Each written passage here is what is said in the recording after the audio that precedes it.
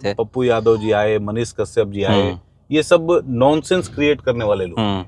इनका उससे पूरे प्रक्रिया से कोई लेना देना नहीं। अगर आप 500,000 रुपए उनको देकर भी चले जाते हैं, जैसा पप्पू यादव जी क्लेम करते हैं कि मैं एक दिन में 15 लाख रुपए बांट देता हूँ, पहले तो वो स्रोत क्या है वो विषय अभी उस पर जाना ठीक नहीं है, लेकिन आप किसी को 500,000 रुपए दे भी देते हैं, जिसका घर चला गया, उसको 500,000 रुपए की मदद से क्या फर्क पड़ता है। शाहपुर विधानसभा के जवनिया में मतलब समझिए कि 80% घर गंगा जी में चला गया है। अभी तो उनके लिए व्यवस्था किया जा रहा है शासन प्रशासन द्वारा, आप लोगों की सरकार द्वारा जो भी किया जा रहा है, खाने पीने का या फिर जो भी प्लास्टिक सीट हो, मगर उन लोगों का ये कहना है कि जब सब सामान्य हो जाएगा तो हम कहाँ जाएंगे। नहीं, देखिए ये बड़ी मानव त्रासदी तो है ही, इसमें कहीं कोई दो राय नहीं है।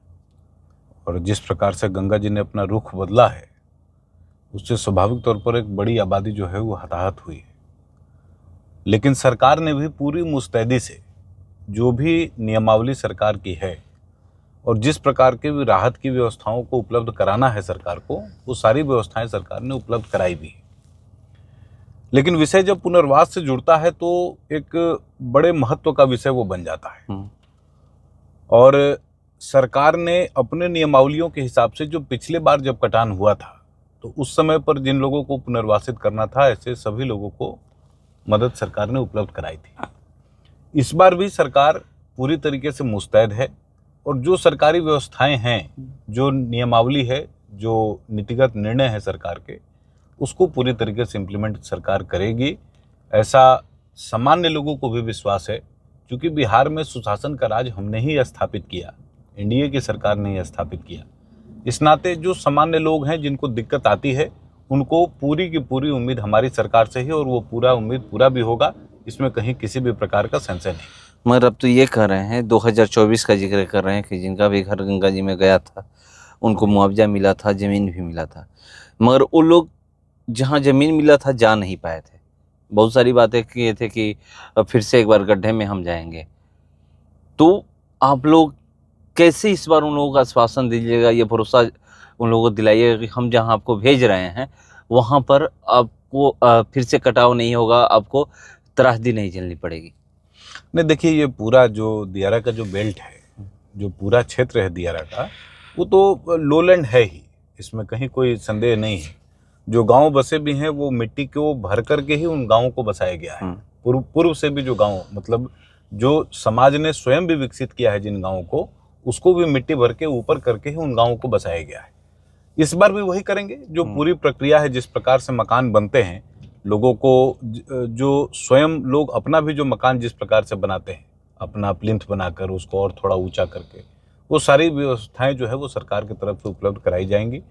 एक जनरल डिमांड वहां से ये आया है कि क्या सरकार स्वयं कुछ घर बनाकर दे सकती है। इस पर भी चर्चा, वहां पर मैं गया था जवेनिया में, तो मैंने सुना था सामान्य लोगों का भी ये कहना था कि इस प्रकार की व्यवस्था ही अगर सरकार बना दे तो बेहतर होगा।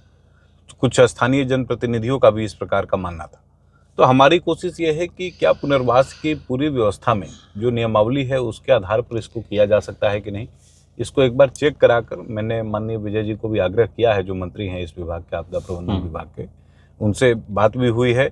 उन्होंने इस पूरे विषय का संज्ञान भी लिया है और ये पूरा मामला जब उनके नज़दीक ले जाया गया है तो उन्होंने इस पर पूरा भरोसा दिलाया है कि जो भी उचित हो सकता है सरकार के माध्यम से, जो भी आपको सहायताएं उपलब्ध कराई जा सकती हैं, वो सारी सहायताएं उपलब्ध कराई जाएंगी। जवैनिया गांव को बसाने की बात और दामोदरपुर को बचाने की बात अब हो रही है, क्योंकि होनी भी चाहिए, क्योंकि जवैनिया गांव तो ख़त्म हो चुका है, 80% ख़त्म हो चुका है और अभी 1 से 1.5 महीने यही स्थिति रहने वाला है। क्योंकि गंगा जी का जो जल स्तर है, कभी वृद्धि जल स्तर में तो कभी कमी, तो जो भी बचे हुए हैं घर अब लोग यही मान चुके हैं कि वो भी चला जाएगा।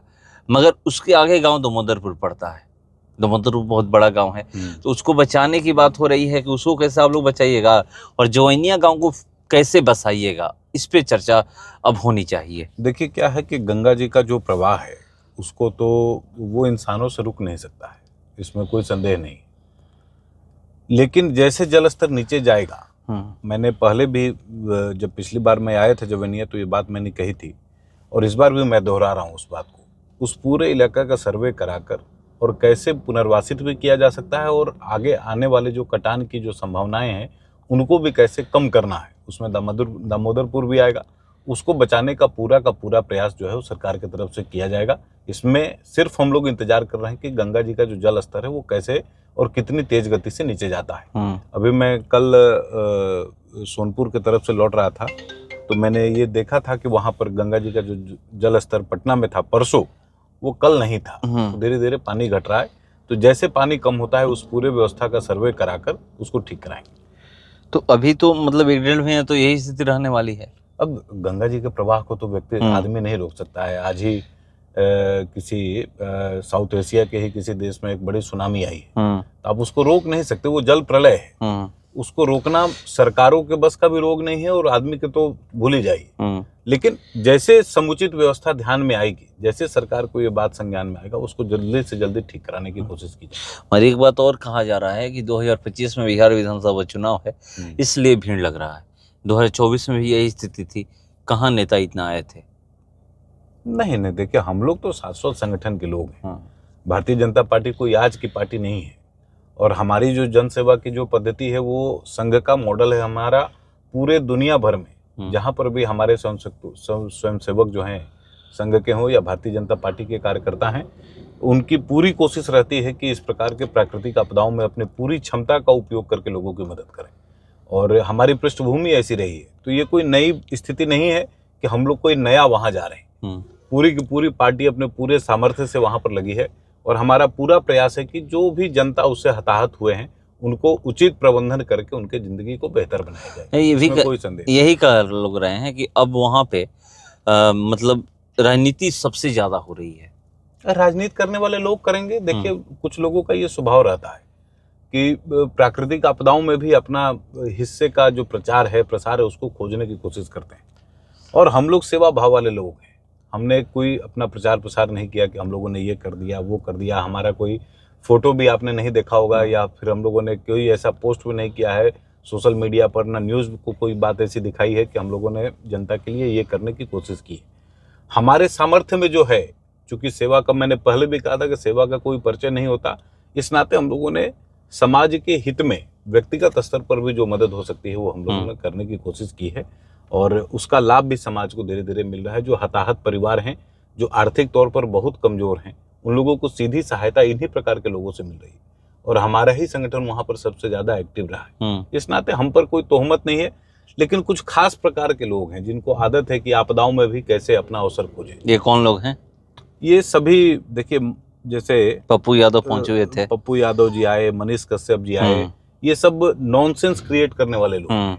इनका उससे पूरे प्रक्रिया से कोई लेना देना नहीं। अगर आप 500,000 रुपए उनको देकर भी चले जाते हैं, जैसा पप्पू यादव जी क्लेम करते हैं कि मैं एक दिन में 15 लाख रुपए बांट देता हूँ, पहले तो वो स्रोत क्या है वो विषय अभी उस पर जाना ठीक नहीं है, लेकिन आप किसी को 500,000 रुपए दे भी देते हैं, जिसका घर चला गया उसको 500,000 रुपए की मदद से क्या फर्क पड़ना है।